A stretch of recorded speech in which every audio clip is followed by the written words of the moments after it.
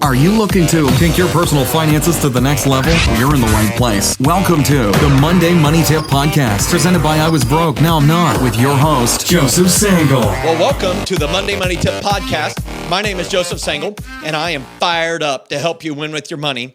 And I'm joined, as always, with my co-host, Megan Hibbard. How are you doing today? Are you fired up? I'm good. Yes. Fired up. Today, we are on episode number 148. 148. Unbelievable. It's the start of May 3rd. I wish it was one more day so we could say, May the 4th be with you for all of our Star Wars fans. I think that's a thing. Isn't that a thing? It is a thing. I go to sleep watching Star Wars. I don't know why. I get mocked for that endlessly. But my son and my daughter love it. My wife loves it. Her brother loves it. I have a lot of Star Wars fans. And I can say going to Disney, it was fun. Being at Hollywood Studios, I think it is, where they have all that stuff. It was really awesome. Yes. So tell everybody what we're going to talk about today. What's the question of the day? So today we're talking about helping versus enabling. So our question is, I have a grown son who's 28 who continues to ask us, his parents, that's writing the question, for financial help. At this point, it doesn't feel so much like we're helping as much as we're enabling him. Can you provide some insight into what we should do to address this? Yes, we can. That is a challenge.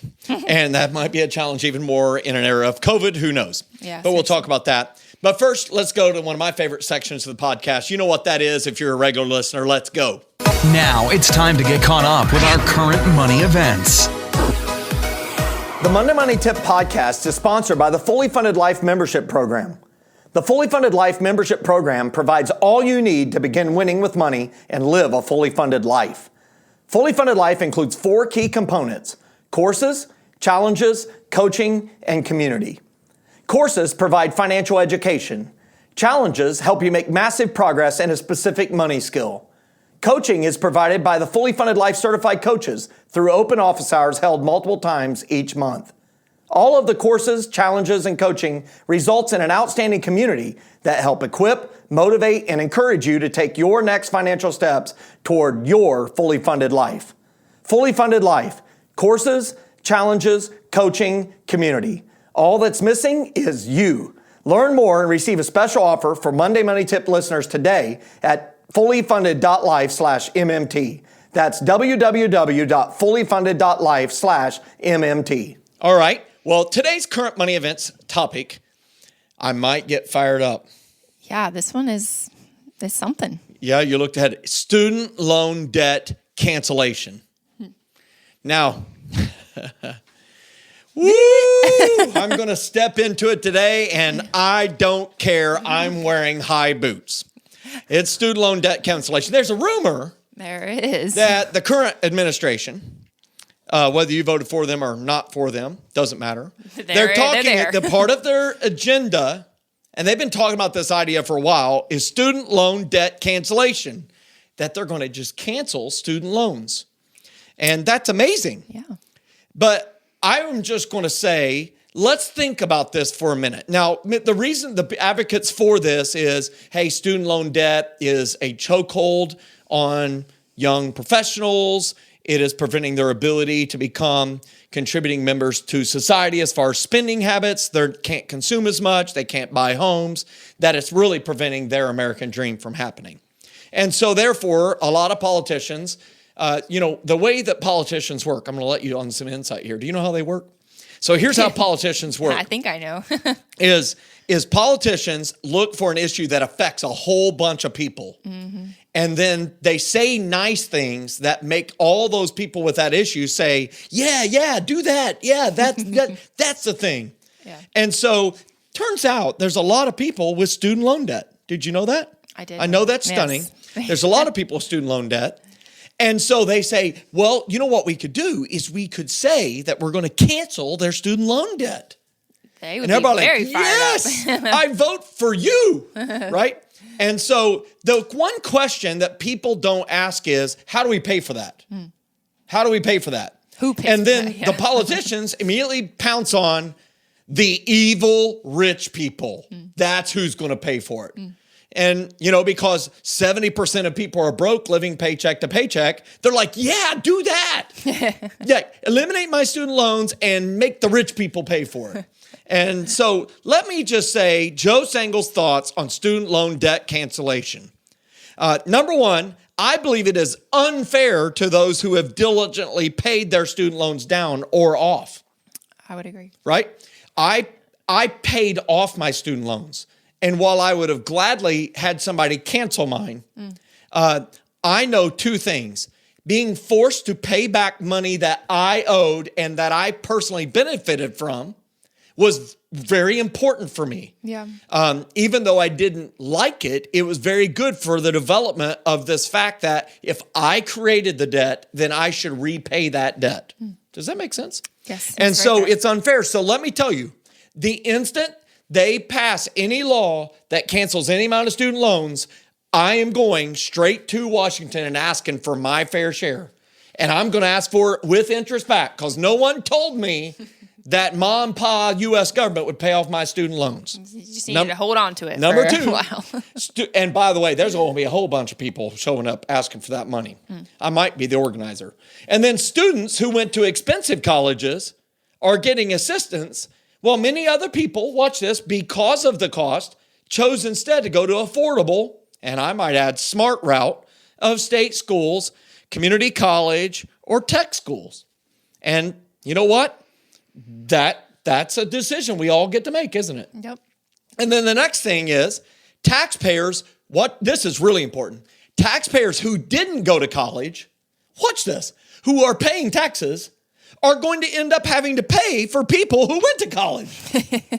Does that make any sense at all? On what planet do we live on that it makes sense that taxpayers who did not go to college, who chose not to go to college, who chose not to get student loan debt, or chose not to go so they wouldn't have student loan debt, end up paying for people who went to college their debt? That doesn't make sense. And then fourthly, it erases personal accountability for students and their parents who didn't educate their student on the dangers of student loans. So I want personal accountability. If you sign the line for debt, you should be the one repaying the debt. Not me, not your fellow taxpayers. That's just a fact. By the way, there are plenty of programs that already exist to help people who have overwhelming student loans, starting with the income-based repayment program. I'll just say it this way. I am not a fan. I am not in favor, and I vote no on this thing. There are some things I vote for. This is not one that I vote for. Student loan debt cancellation merely eliminates personal accountability for students and their parents who didn't educate their student. It eliminates personal accountability for choosing a degree program that allows them to actually get a job. They get degrees the equivalent of underwater basket weaving, and they do it at a private school with $100,000 student loans, and they're shocked that they can't get a job greater than Starbucks to pay it. And hey, look, Starbucks sounds like a great job, but it doesn't really help you pay back $100,000 student loans. And it also makes people who chose not to go to school to have their tax dollars pay for people who chose to go to school. Seems wrong for me. So I vote no. I encourage all of our podcast listeners to form your own opinion with facts and let your congressman know about it and the president. And so that's it for Joe in his current money events section. Yep. And Megan says, yep, I like it. I mean, I feel like the people that are going to be upset are the ones that have the student loans. Yeah. At this conversation. Yes. But nobody in the past had their debts forgiven. Did I go to a state school? Yes. Did you go to a state school? Yes. NC State. Yes. Wolfpack. Woo! Yes. And I went to the Boilermakers of Purdue State Schools.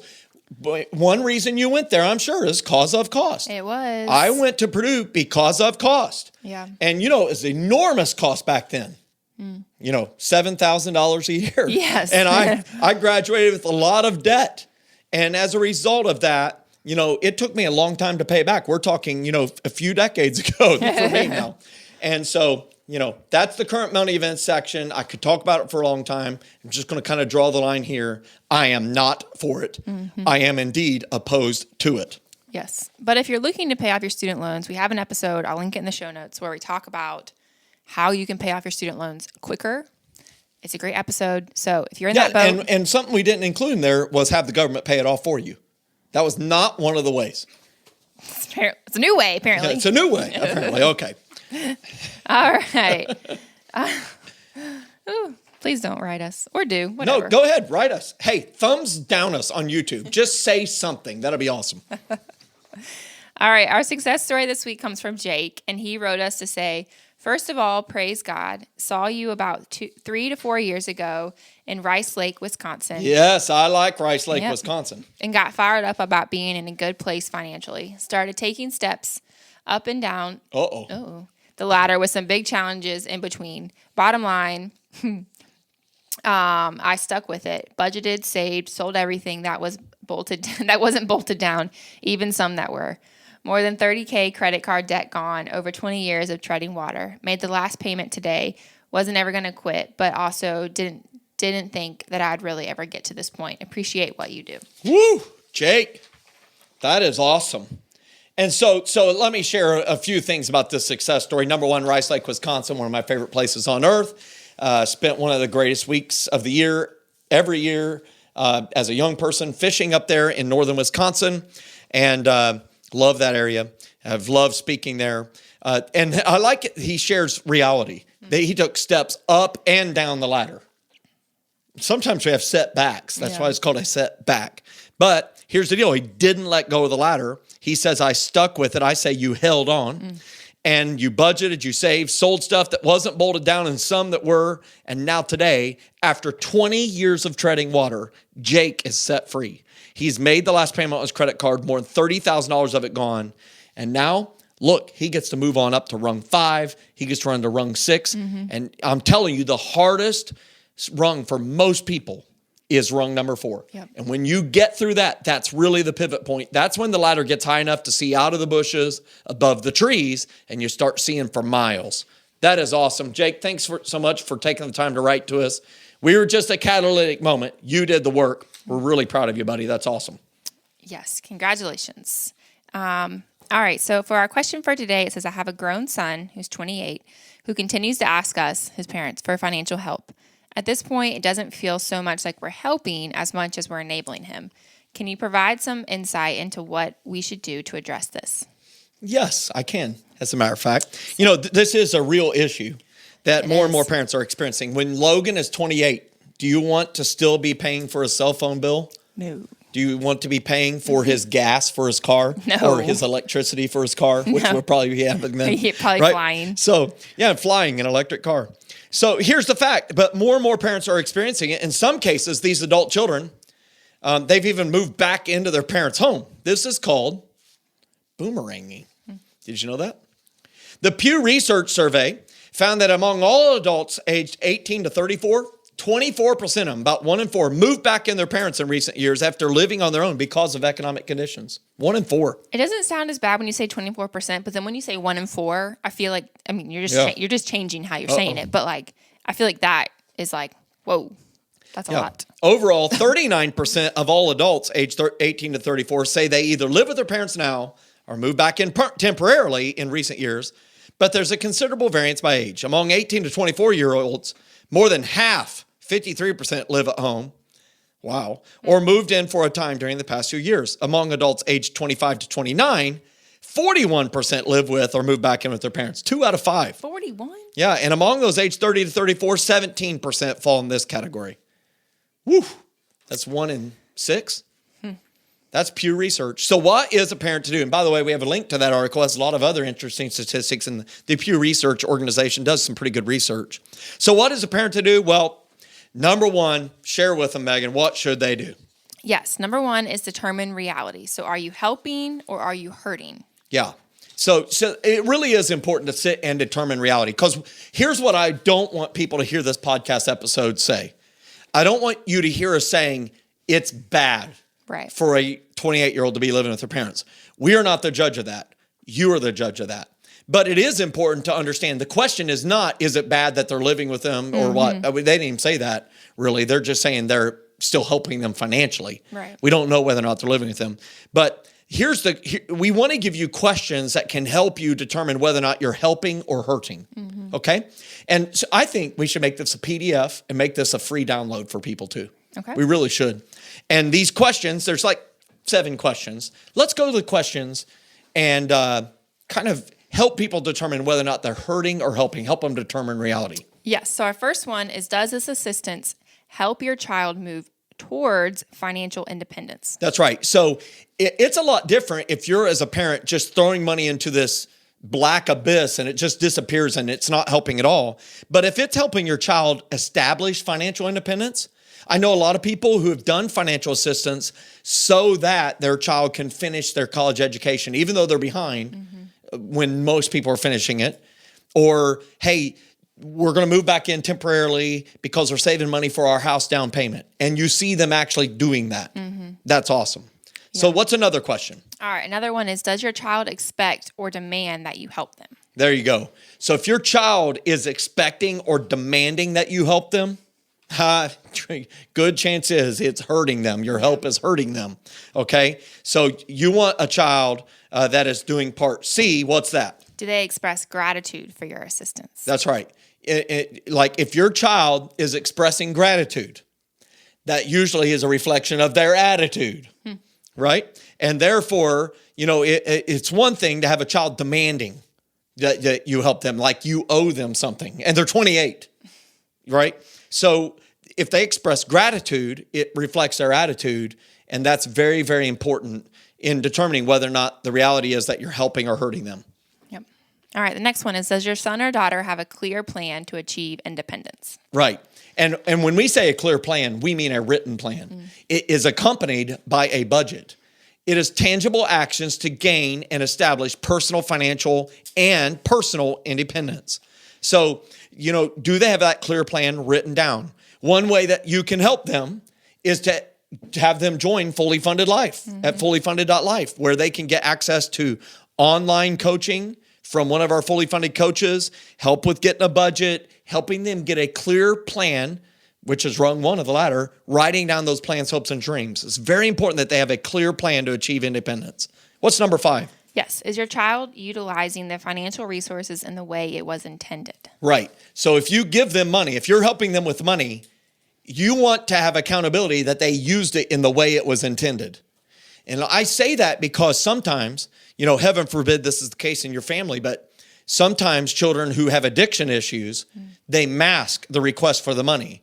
So they appeal to the heart, for the money with this thing that seems very practical, very helpful, but really the money isn't being used as it's intended. Right. It's not helping. It's actually hurting them. Okay? Yep. Kind of goes along with this next one. So the next one is, your child secretive or open about why they need financial assistance? Right. So are they expressing why they need help? This is important in determining reality because you need to know, why are they continually asking for help? What is the reason that they are needing financial assistance at age 28? And so that's really important. Are they secretive about it? Are they tight-lipped about it? Because, it doesn't mean that deception's taking place, but it leaves room in the parent or the assister's mind that why are they being deceptive about it? Right. All right, our last one. Are they receptive to receive outside counsel and coaching as it relates to financial skills and training? So budgeting, debt management, building their credit score, and investing for the future. Right. What I found is some people are like the baby that's in the dirty diaper. They're in a mess, but they're kind of like, it's my mess. So, leave me alone. And they just function in that. Yeah. And here's the facts. If you are providing financial assistance to your grown child, here's what I know about you. You have a big heart. It's as big as the ocean. You want to help them. It is your baby. You still see their little baby. But here's the deal. They've got to grow up. And one great way that they can gain financial independence is education. We know that education equals empowerment. And are they open to receiving this outside coaching and counsel? Are they receptive to learning about how to budget, how to manage debt, how to build their credit score and invest for the future? All of those things are what will help them gain a solid footing so they can prosper and end up to where anytime you do give them financial assistance, it is a true blessing to them, not something that's going to hurt them and hold them back. Yeah, and I feel like, these questions appear because we're not in the situation, they appear simple. But I think when you're in that moment, some of them, like, you really have to be honest with yourself and answer them honestly and not just say like, oh, that's not me, or oh, that's, it's that moment where you're having to be honest. But it also might be like the last part you were talking about, your child might feel, shame's not the right word, but like embarrassed that they don't know these financial things. And so because you have a loving heart and because you love your child, like showing them in a loving way, but also in a way that shows I care. So I'm pushing you towards this direction to get this financial knowledge. We shared this in a recent podcast episode. I can't remember which one, but we were talking about how this fact of, and we were looking at it, we had stuff from a noted clinical psychologist where they were saying not dealing with a problem allows this stress, the anxiety. I think it was dealing with financial anxiety, that not dealing with it in the moment, when we walk away from it, it gives us that temporary relief that we're seeking. But then the problem continues to progress and it's right back there again. And so they're saying that's why people deal with unmanaged issues and that they know they need to address. And so what I would just tell you is, it's just like teaching your child a skill set that you've done 100 times and you're teaching them for the first time. Right. And you can easily become frustrated and say, well, let me just do it. Whatever it is. Hey, you're showing them how to cut up some food for food prep. You're showing your kid, how to ride their bike, whatever it is. And you can do it in your sleep, it feels like.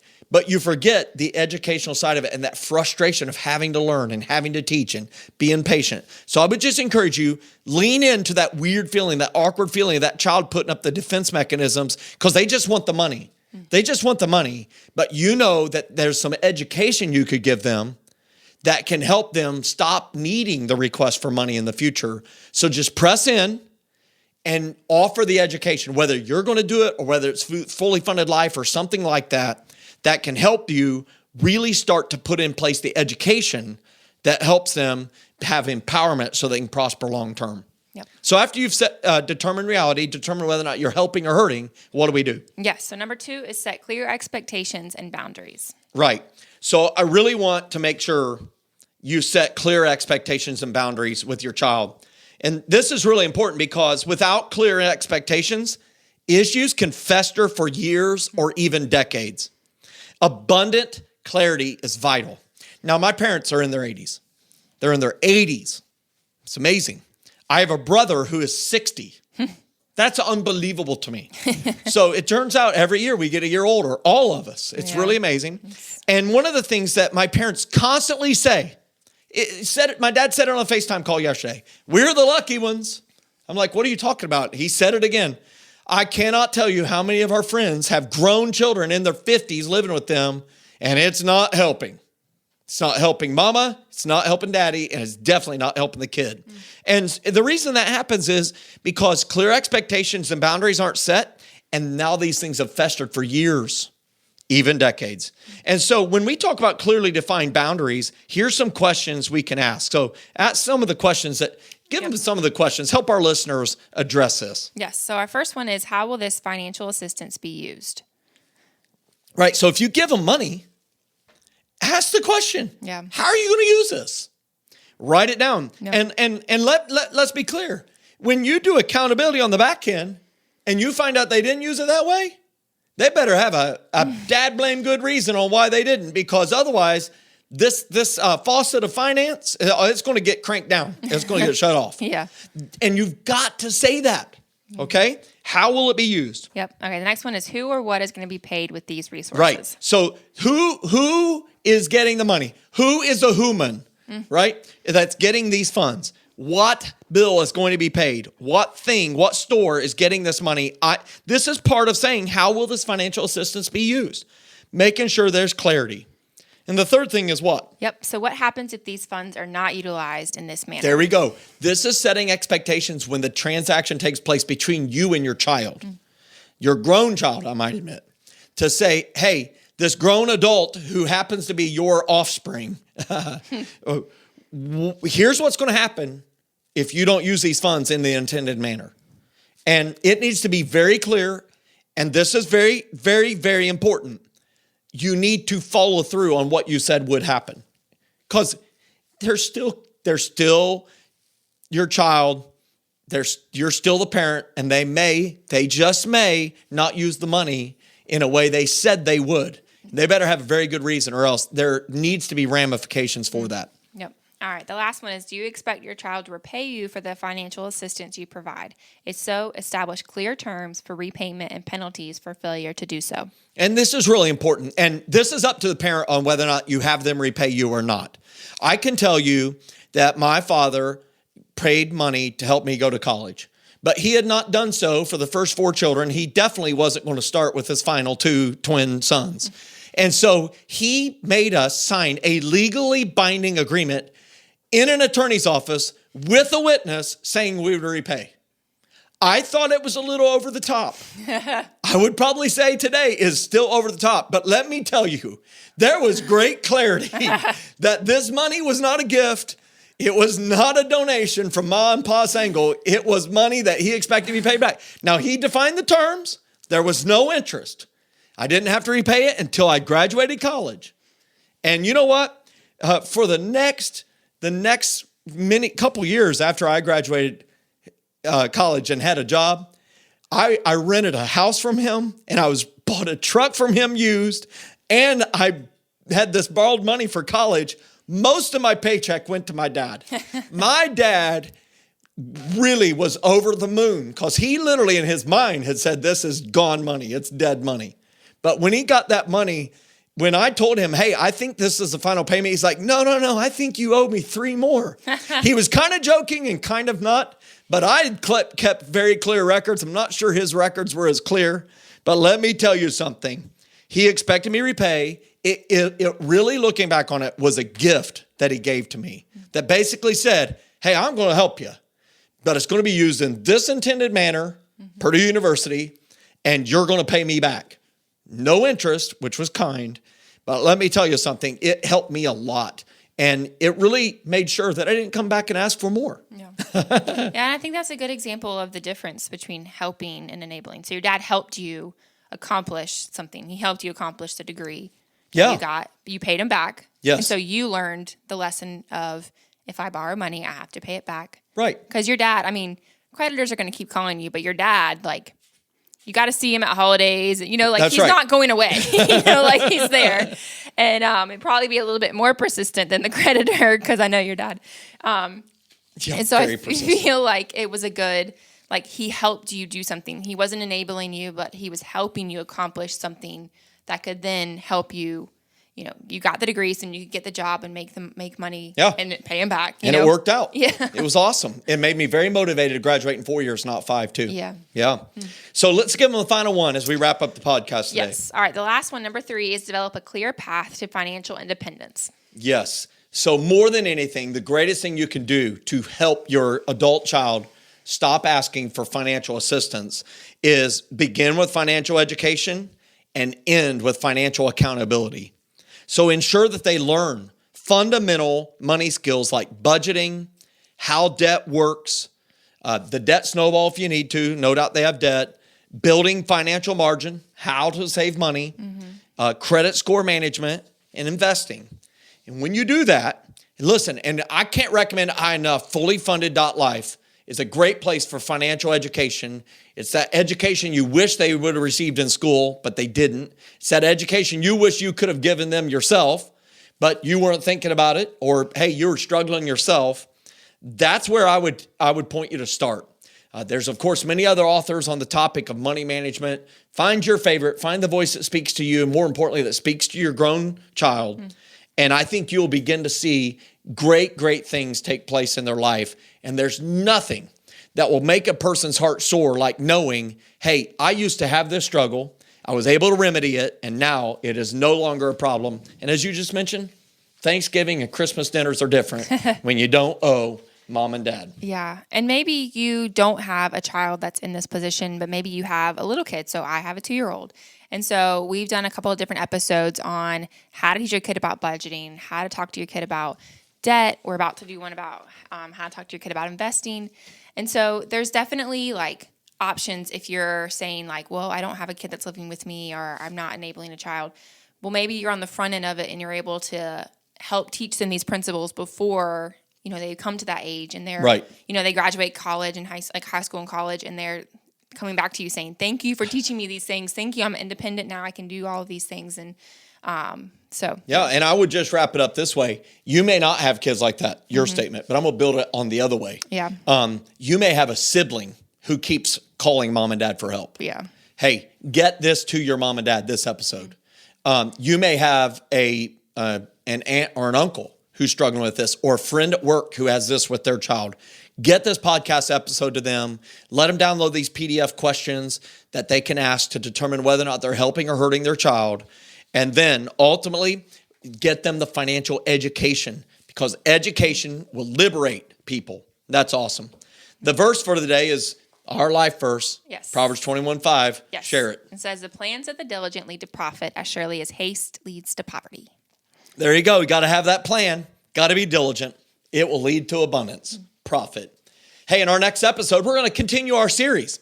It's not an every episode series. It's a time-to-time series on how to teach your kids about ... a money topic. So tell everybody what the about is this time. Yes. So I kind of linked it a little bit, but then this next episode is going to be about how to teach your kids about investing. So when should you start talking to them about investing? Is it too early? Is it too late? How do you teach them about it? How do you let them get started investing? We're going to talk about it. Hey, that's it for today's episode. If you liked it, please help us get this podcast so other people can benefit. You can do it quickly by rating our podcast, leaving a review. They help us make our podcast better for our listeners. If you've implemented one of our tips, please, please, please share that success stories with us. You can do it on any of our social media outlets or by emailing it to info, that's INFO, at IWBNIN.com. And until next time, I do want to encourage you with this. You can win with your money. Take one positive step this week. If you do that for 10 years, you'll be looking back saying, I'm so glad I did that back then. Happy Monday. Thanks so much for listening to this episode of the Monday Money Tip Podcast, presented by I Was Broke, Now I'm Not. If you enjoyed today's episode, please leave a review and subscribe. And for more great content and to stay up to date, visit IWBNIN.com. We'll catch you next time.